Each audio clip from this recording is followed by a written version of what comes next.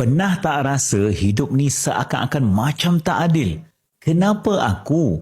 Kenapa susah sangat? Kenapa sekarang? Kita selalu merancang, tetapi Allah yang akan menentukan. Pernah tak kita rancang untuk sampai awal, tiba-tiba Allah lewatkan? Rupa-rupanya Allah nak menyelamatkan kita daripada kemalangan. Kita merancang untuk bahagia, tapi Allah berikan kepada kita kekecewaan. Rupa-rupanya Allah nak kita menjadi lebih kuat dan lebih dekat dengan Dia.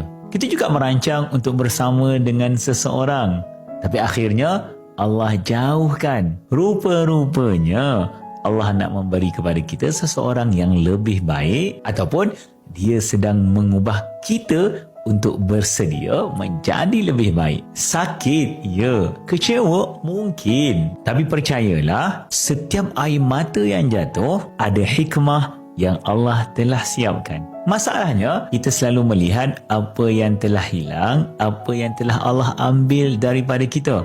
Jarang sekali kita melihat apa yang telah Allah gantikan. Kita meratap, kita kecewa, kita salah faham. Itulah kesilapan kita yang terbesar. Hari ini, jom kita ubah cara kita berfikir. Bila sesuatu terjadi kepada kita, jangan tanya kenapa aku, tetapi apa yang sedang Allah ajarkan kepadaku. Bersedia untuk menerima hikmah. Allah tak pernah kejam. Allah sedang mempersiapkan sesuatu yang terbaik buat kita. Moga Allah mudahkan segala urusan. Alhamdulillah. Jom berterima kasih kepada Allah.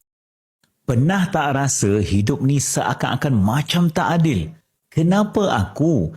Kenapa susah sangat? Kenapa sekarang? Kita selalu merancang, tetapi Allah yang akan menentukan. Pernah tak kita rancang untuk sampai awal, tiba-tiba Allah lewatkan? Rupa-rupanya Allah nak menyelamatkan kita daripada kemalangan. Kita merancang untuk bahagia, tapi Allah berikan kepada kita kekecewaan. Rupa-rupanya Allah nak kita menjadi lebih kuat dan lebih dekat dengan Dia.